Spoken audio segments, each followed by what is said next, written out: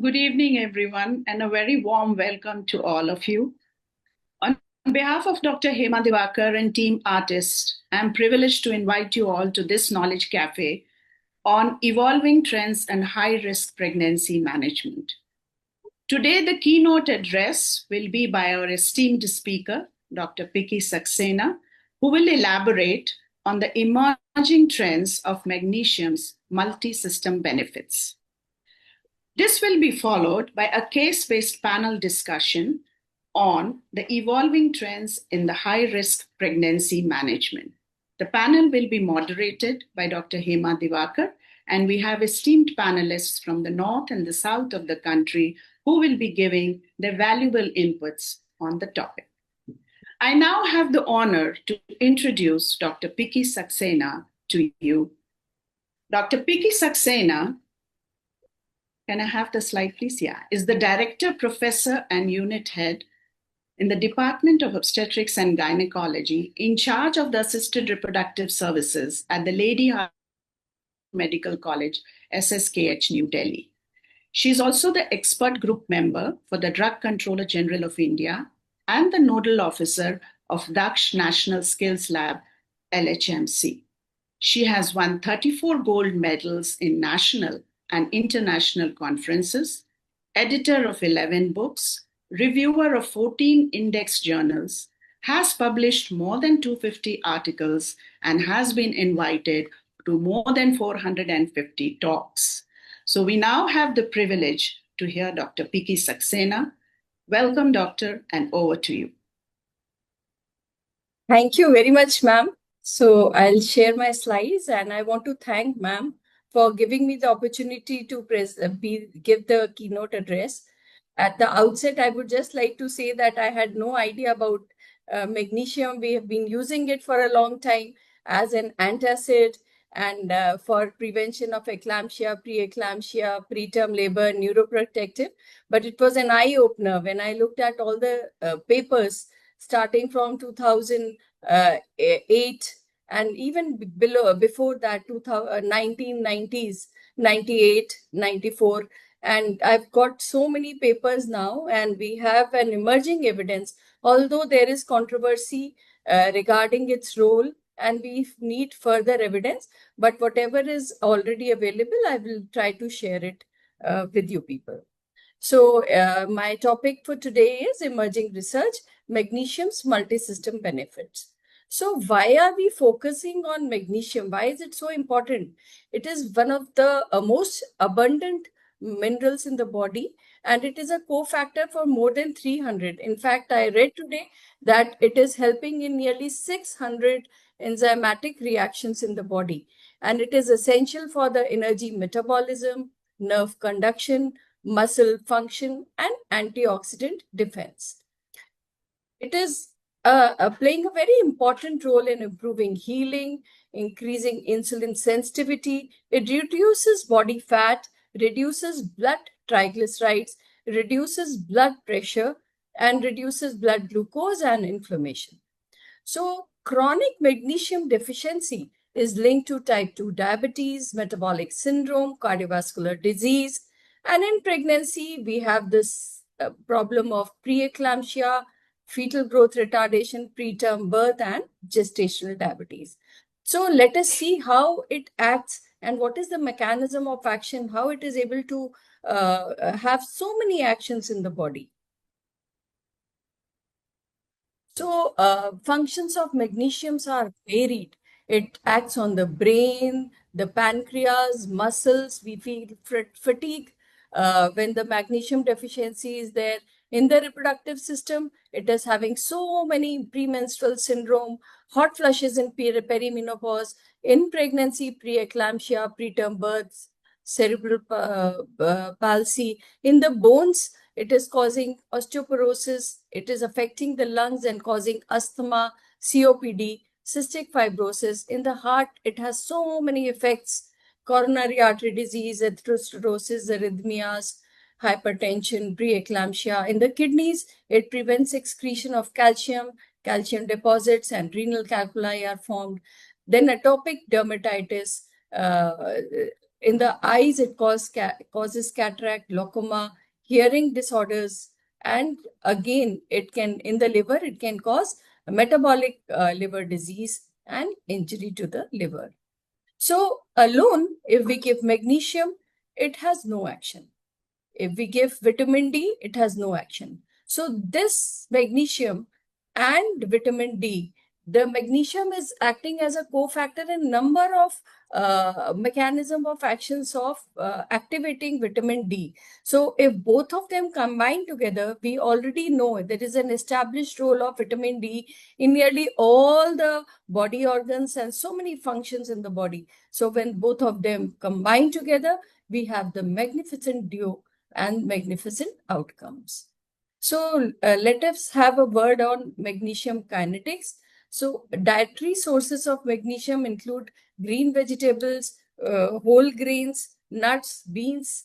Nearly 300 to 400 milligrams per day is consumed in the daily routine. It is absorbed mostly in the ileum, followed by jejunum and duodenum. 20 to 50% of the absorbed one is going to be accumulated in the bone. Maximum 52% is in the bone, followed by muscles, and then the soft tissues, RBCs, and serum has only 0.3% of total magnesium. So when it is stored, after that, it goes to the kidneys. The kidneys are going to filter the magnesium. About 90 to 95% of it is excreted. But we need to be cautious. If the kidneys are not functioning properly, it can get accumulated and magnesium toxicity can also occur. After being absorbed, we need to understand there are a lot of conditions like malabsorption. If the patient is having diarrhea or she's taking other drugs, it can deplete the amount of magnesium in the body, and 5% is excreted in the feces. What are the sources? When the magnesium can be supplied to the patient, they can take almonds, spinach, peanuts, banana, avocados, a lot of green vegetables. Also, I read dairy and dairy products like cheese, cream, and chicken, fish. All these are rich sources of magnesium. So magnesium salts, there are a number of salts which are available in the market. I will not name the ones which are available, but they have a poor bioavailability. But the maximum bioavailability is with magnesium glycine complex, and 80% of it is absorbed. So what is the mechanism of action? How is magnesium going to cause the insulin resistance? That is the question. So magnesium deficiency, I will be showing the papers which are the literature and the evidence showing that how magnesium deficiency is going to cause low-grade inflammation, increase oxidative stress, cytokines, and circulating C-reactive protein. All this inflammation is going to alter the microbiota structure and composition, resulting in obesity. Also, it leads to impaired insulin signaling, resulting in GDM in pregnancy and type 2 diabetes, along with metabolic syndrome later on. So all these things are playing an important role in each and every organ. Magnesium is very important. So this is the paper where they have discussed that magnesium deficiency and oxidative stress, how it is causing this oxidative stress. So these are the mechanisms which they had mentioned. So it is magnesium deficiency can cause epithelial dysfunction, inflammation, mitochondrial dysfunction, catecholamine stress, lipid overload, and calcium imbalance. So this is a very important paper which discusses the magnesium deficiency and increased inflammation. This was a meta-analysis which was published in 2018. And as you can see here, there are so many papers which have shown that deficient intake is going to increase the C-reactive protein. If magnesium is deficient, it can lead to hypertension and increase the CVD risk. CVD risk is decreased if magnesium is given. It has an inverse relationship with ischemic heart disease, and it can increase the risk of ischemic strokes, diabetes, metabolic syndrome.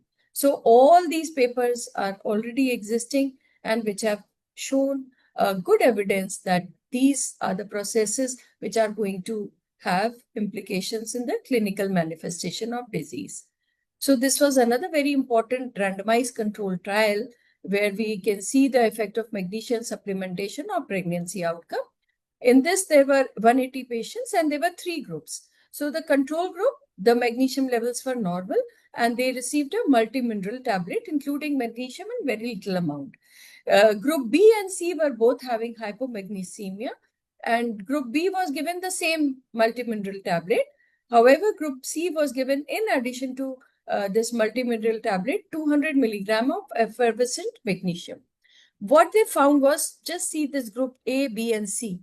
In the maternal outcomes, the preeclampsia rate, FGR, fetal growth retardation, low birth weight, GTM, and leg cramps were significantly reduced in the group where effervescent magnesium tablets were given. On the other hand, the APGAR score less than 7 and mean birth weight were also minimum in this group. So this means the study supports magnesium as a potential low-cost intervention for improving pregnancy outcome. However, larger blinded RCTs are required. This was another paper where the efficacy of magnesium supplementation for GTM. This was a meta-analysis of RCTs. It included 5 RCTs, including 266 patients, where they found that magnesium supplementation significantly reduced the fasting plasma glucose and HOMA-IR. It had no effect on serum insulin, preterm labor, macrosomia, or BMI change. So they concluded that it may be beneficial in patients who are having GTM. Another paper to suggest the same association between serum magnesium levels and GTM. This was again a large systematic review and meta-analysis, including 17 studies, nearly 1,400 patients with GTM and 1,400 controls, and they found that magnesium levels were significantly lower in the GTM as compared to the healthy controls. Magnesium supplementation, they have done this study to see that the genes which are implicated in insulin and lipid metabolism are having gene expression is reduced for these genes. And if we give magnesium supplementation for 6 weeks, this is definitely going to become better. So effect of magnesium supplementation on pregnancy outcome, again on GTM. What they found was that in pregnant women with GTM, there were 198 studies, and this included 4 RCTs, and all of them were carried on in Iran. And here they supplemented 200 to 250 milligram per day of magnesium, along with DASH diet, calcium, zinc, and other minerals. And they found that there was a significant reduction in fasting plasma glucose, insulin levels, and HOMA-IR in the patients where magnesium supplementation was given as compared to the controls. And the total antioxidant capacity also increased significantly. So it indirectly acts as an antioxidant. There was, however, no effect on glutathione or CRP. So again, adding up to the emerging evidence, in this paper, they studied that both ionized and total magnesium levels were significantly lower in the GTM group. Another paper, this is a Cochrane review. This was the only Cochrane review which I could find on magnesium supplementation in pregnancy, and it was published in 2014. This was to assess the effects of magnesium supplementation during pregnancy on maternal, neonatal, infant, and pediatric outcomes. And there were 10 RCTs included and a huge number of patients, 9,000 pregnant women who were given magnesium in different forms and dosages, and some were having placebo and some were having no treatment. So what they found were, in the primary outcome parameters, perinatal mortalities, SGA babies, and preeclampsia, this magnesium supplementation had no reduction. However, there was a very alarming finding that neonatal death was significantly increased in the woman where magnesium was given. However, when they did a post hoc analysis, they found that this was confounded because of a South African study where there were a huge number of congenital anomalies in the baby. On removing that, this risk was not that high. But the women who were given magnesium, there was a reduced incidence of low Apgar score, MSL, meconium stain, Likert, fetal decelerations, HIE, and it had no effect on birth weight. So they concluded that there's not enough high quality evidence to show that dietary magnesium supplementation during pregnancy is beneficial. Another study from the Korean National Diabetes Program, they found that in postpartum patients where they followed the patients for 15 to 16 months, they found that pre-diabetic patients had a level of 0.7 and there was a still lower level of 0.6 in the type 2 diabetes. And it was deducted, it was thought that serum magnesium levels, if they decrease by 0.1 millimoles per liter, then the chances of developing type 2 diabetes increase by 13 folds. So they have said that postpartum magnesium is a good predictor of type 2 diabetes and we should monitor and we can supplement magnesium in these patients. Another paper 6 cross-sectional studies, again they found that giving 100 milligram per day of magnesium reduces the overall risk of metabolic syndrome by 17%. So this was again a case report where they gave magnesium supplementation in GDM and the clinical parameters improved. Effect of nutritional strategies on glucose homeostasis in GDM, they gave vitamin D, magnesium, probiotics, omega-3 and zinc.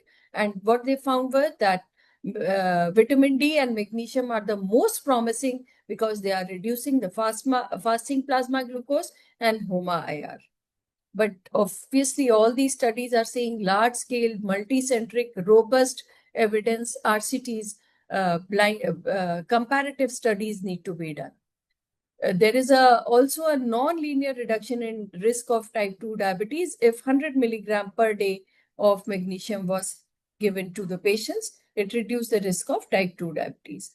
Again, there are so many studies, as you can see, number of patients is written here, 1988. All these evidences are there that magnesium supplementation is going to reduce abortions, preterm births, fewer babies with low birth weight, the newborn related problems will be less, lower preterm deliveries, less chances of preeclampsia, fewer preterm labor and less leg cramps, preterm labor is reduced, pregnancy-induced hypertension is reduced, and again preterm labor. So, although all studies are showing that magnesium supplementation is going to decrease the inflammatory reaction in the body and is going to have a very good action in preventing so many diseases, but we need to be very cautious because serum magnesium, if it is more than 500 milligram per day, it can cause magnesium toxicity. It is common. It should not be taken by all patients who are already having some kidney problem or impaired renal function, so that the magnesium will keep on accumulating in the body and can be recognized. We know that magnesium toxicity is a big problem in when we are giving Maxel for preeclampsia. So here also we have to be very, very careful and judicially give the magnesium, how much dose to be given, when it should be started in pregnancy, how much time duration it should be given, dosage schedule, all those need to be measured and calculated, and then only it should be given. It is critical. Early recognition as well as high index of suspicion is critical when diagnosing magnesium toxicity before the onset of fetal complications like loss of reflexes will be there, GI upset can be there, hypotension can be there. We know that respiratory paralysis and cardiac arrest can also occur. So to conclude, magnesium is definitely a critical and under-recognized micronutrient in pregnancy with broad systemic benefits, especially during pregnancy.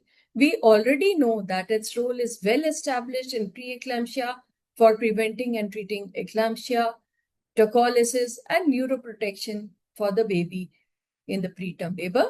However, emerging evidence supports its role in reducing pregnancy complications like GDM, hypertension, FGR, preterm labor, and improving metabolic consequences like prediction and progression to type 2 diabetes and metabolic syndrome.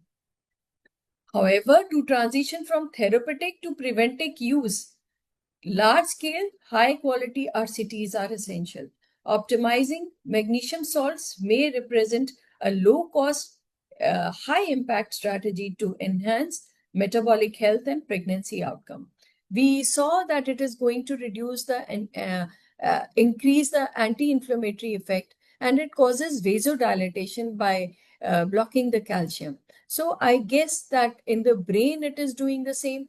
In the uterus, again, it is doing the same. And if we supplement it earlier, the neuroprotective, some part may be there for the baby, even in patients who are not having severe preeclampsia. And it also increases the blood flow in the uterus. So there are a number of uses where it can be done, it can be used, but we have to judicially use it and not to give too much to all the patients so that the toxicity problem is not there. So I thank you all for a very patient hearing. Thank you so much, Pinky. This really reminds me that such a researcher and scholar and academician like yourself said that prior to this webinar, you had to do a lot of literature search and you really had to delve deep into what is this magnesium. And the companies bring in a lot of new products and try to tell us this, that, and the other.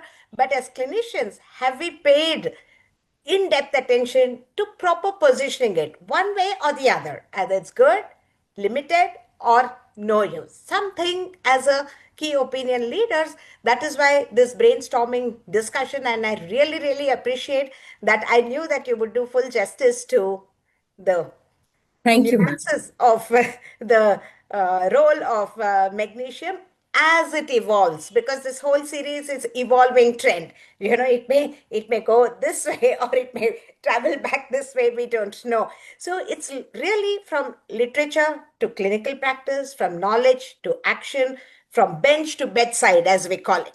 There is so much accumulating in our head, but what do we actually do in practice? That will be the trend of what we will discuss in a simple case format. But before that, there is another great researcher in our part of the world, in our state of Karnataka, Dr. Mrityunjay Bellad, who has posed two questions. By the way, we are so happy that KLE is a Global 8 site for research, and they do a lot of work, which we are really, really proud of. So Dr. Bellad asks, daily requirement is really very low. In the background of that, is 200 milligram dosage acceptable, or is it too much? Pinky?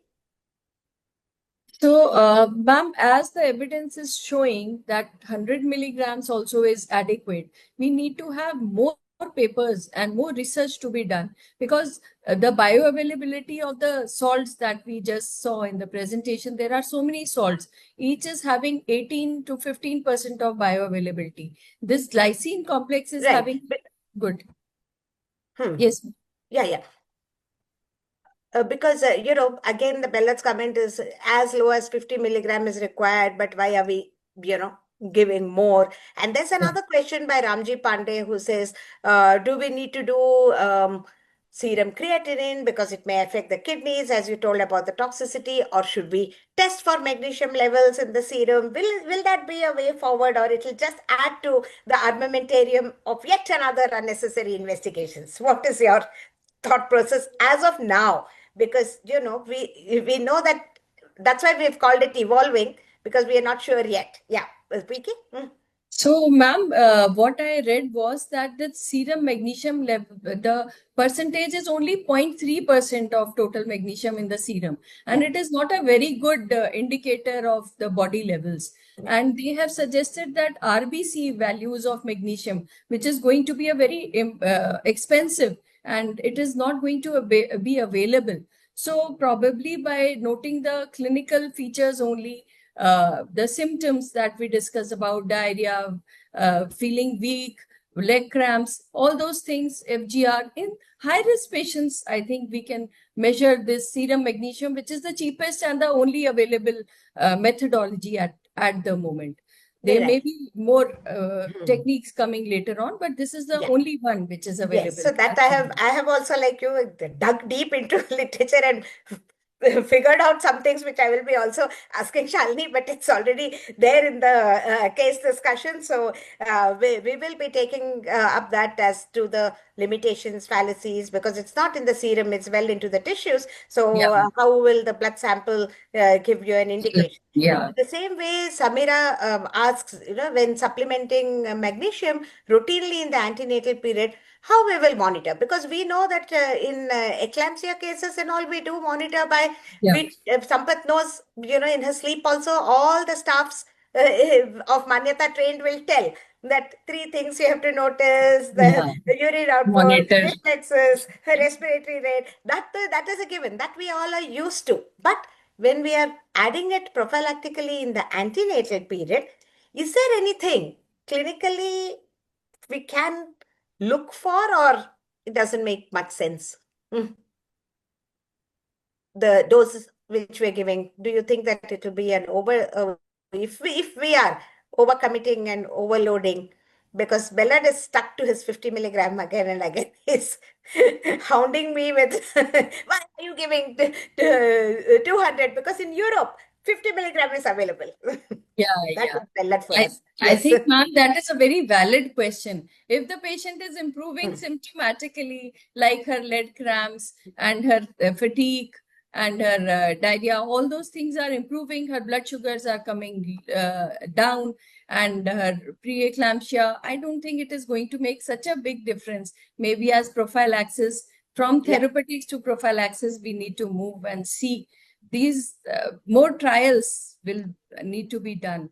So, So, Piki, there are not only some 342 people who have already joined online, but in 8 different cities, this program is happening live as well. Higher dosages means in the dosage that is available, it can give rise to several symptoms, side effects, because on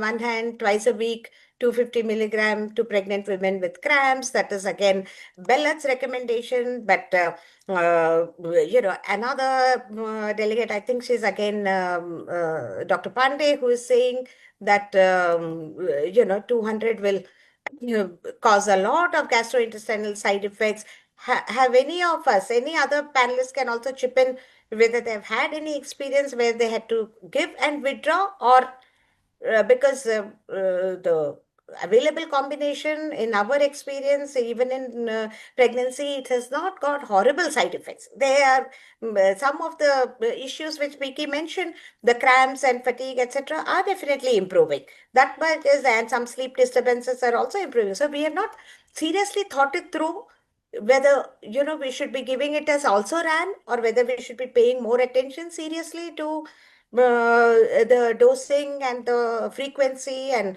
the estimation of the serum levels, etc., etc., etc., which are all very, very good points which have been raised. Because unless this kind of thinking happens through these webinars in a collective way, we will not be able to place the recommendation as clinicians, because do no harm is our yeah.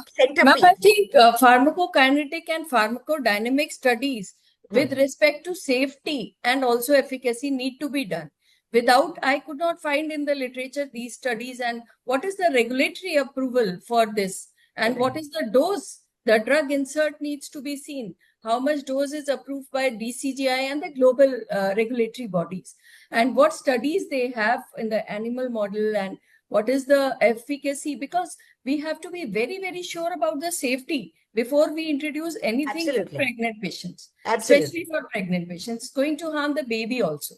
So before we roll out this one as a regular ANC supplement, we have a long way to go. And all these things need to be planned and studied carefully.